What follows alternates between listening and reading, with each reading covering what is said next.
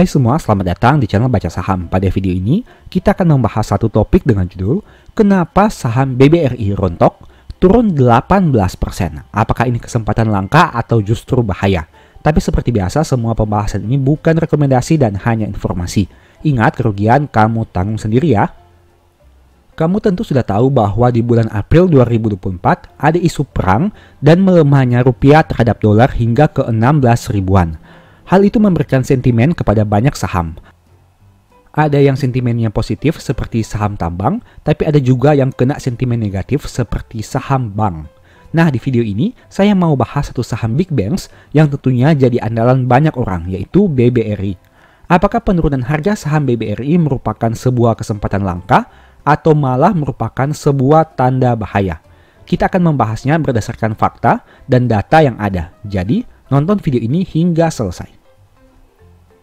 Kamu bisa lihat di sini bahwa harga saham BBRI sudah turun 18% jika dibandingkan antara harga tertinggi dan terendah 1 tahun terakhir saat video ini dibuat. Harga tertingginya sekitar 6.450 dan saat video ini dibuat harga sahamnya 5.275. Itu artinya harga sahamnya turun sekitar 18,2%. Bagaimana ke depannya? Akankah harga saham BBRI terus turun atau malah kembali naik? Mari kita lihat sejarah BBRI untuk memperoleh proyeksi yang realistis. Contoh pertama, pada tahun 2023, harga saham BBRI juga sempat turun dari 5.750 dan menyentuh harga terendahnya sekitar 4.830. Itu artinya terjadi penurunan sekitar 16% dari harga tertinggi ke terendahnya. Nah, pertanyaannya, bagaimana selanjutnya? Ternyata harga saham BBRI kembali naik dari 4.830 naik hingga ke 5.750 hanya dalam beberapa waktu saja. Kamu bisa lihat untuk detailnya seperti tampilan berikut ini. Artinya harga sahamnya naik sekitar 19%. Contoh kedua, pada tahun 2022 hingga awal 2023, harga saham BBRI juga sempat turun dari 5.025 dan menyentuh harga terendahnya sekitar 4.360. Itu artinya terjadi penurunan sekitar 13%. Sama seperti tadi, bagaimana kelanjutannya? Ternyata harga saham BBRI berbalik naik dari 4.360 ke angka 5.275 hanya dalam beberapa bulan saja. Artinya harga sahamnya naik sekitar 20%. Dari dua contoh tadi, kamu bisa lihat bahwa harga saham BBRI yang turun signifikan akan naik lebih tinggi di masa depan. Yang awalnya turun 16% kembali naik hingga 19%. Yang awalnya turun 13% kembali naik hingga 20%. Meski data ini merupakan data masa lalu, tapi setidaknya bisa jadi sedikit tolak ukur untuk memproyeksikan masa depan. Apakah harga saham BBRI yang sudah turun 18% di tahun 2024 ini akan turun lebih dalam lagi? Ataukah akan berbalik naik dan bahkan naik lebih tinggi seperti tahun-tahun sebelumnya? Jawabannya tidak ada seorang pun yang tahu, tapi yang jelas data di masa lalu menunjukkan hal itu pernah terjadi. Bukan hanya satu kali saja, melainkan 2 kali dan bahkan lebih dari itu.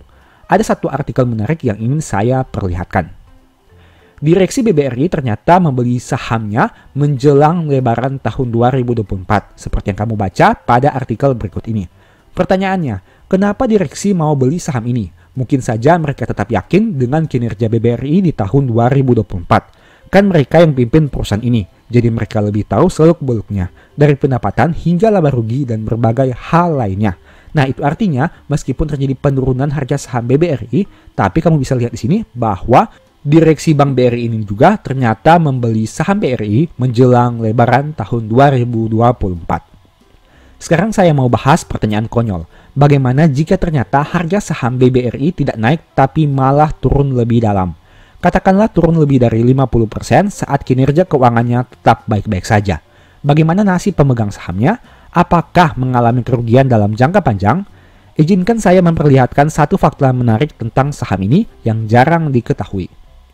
BBRI merupakan salah satu dari sedikit saham di Indonesia yang paling konsisten membagi dividen, bahkan sejak IPO di awal tahun 2000-an. Selain itu, dalam jangka panjang bisa dilihat bahwa kinerja keuangan dan harga saham perusahaan ini cenderung naik dari waktu ke waktu.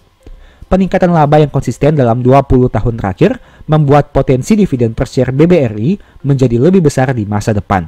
Nah, berikut ini merupakan cuplikan singkat dari histori pembagian dividen BBRI yang saya kutip dari website resmi perusahaan.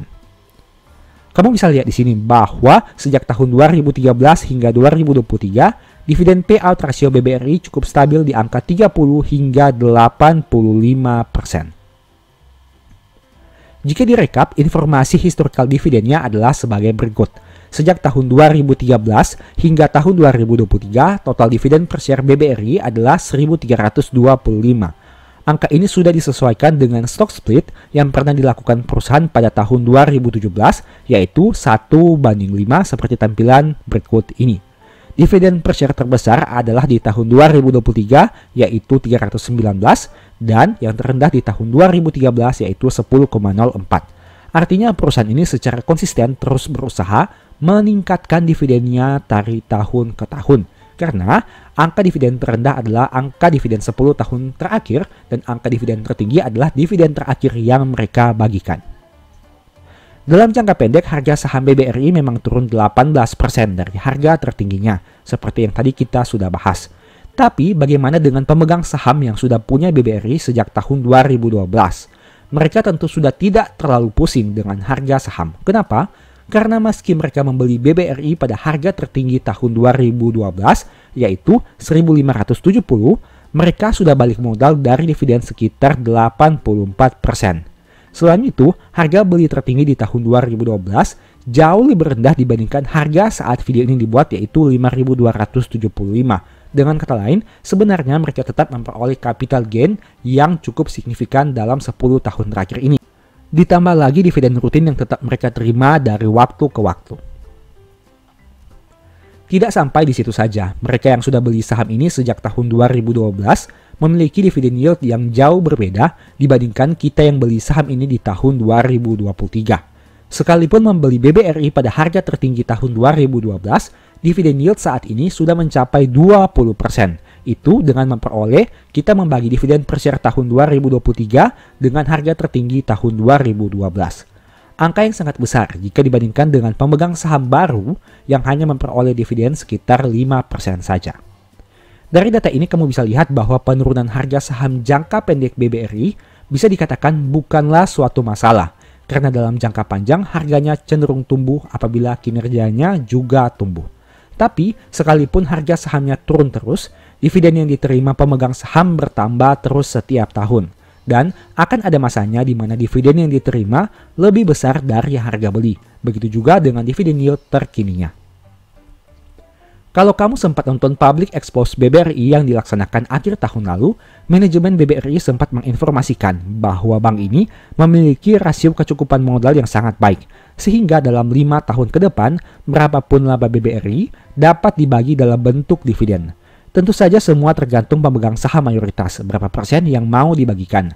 Ini merupakan informasi bahagia kepada pemegang saham. Karena apabila perusahaan bisa meningkatkan kinerjanya, berarti dividen akan terus kamu terima 5 tahun ke depan dan hal itu akan menjadi semakin besar. Untuk lebih jelasnya, silakan nonton cuplikan video berikut ini. Baik, langsung saya respon ya. Terima kasih Pak Daud Andika atas pertanyaannya. Yang jelas seperti yang saya sampaikan tadi, bahwa sekarang itu rasio kecukupan modal BRI itu 27,47% dan CAR itu menurut saya sih memang aman, sangat aman dari sisi kecukupan modal gitu. Tetapi kan kita kan nggak hanya nyari aman, tapi kita juga nyari untung juga gitu. Jadi nyari untung dan selamat istilah saya gitu. Kalau dari keselamatan sih selamat kita pasti karena modalnya tebal gitu.